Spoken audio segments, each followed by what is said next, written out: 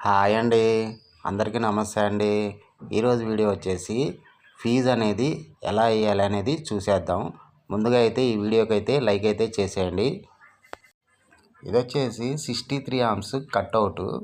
ఈ కట్అవుట్కి 2 స్క్రూలు ఉంటాయి కదా, ఈ స్క్రూలు అనేది లూజ్ చేసుకోవాలి. ముందుగా అయితే లూజ్ చేసుకొని వైర్ లీడ్స్ అనేది ఫీజుగా వేసుకోవాలి.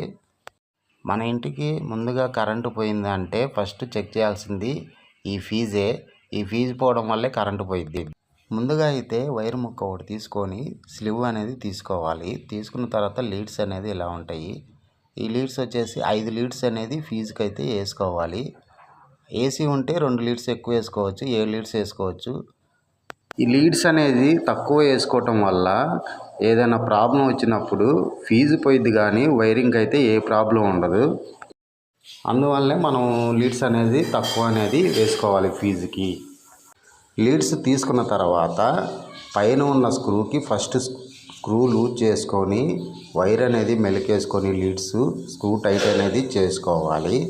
తర్వాత ఇంకో స్క్రూ ఉంటుంది కదా, ఆ స్క్రూకి మళ్ళీ మెలేసుకొని చిన్నగా రౌండ్గా థ్రెడ్డింగ్ అనేది స్క్రూ అనేది టైట్ చేసుకోవాలి.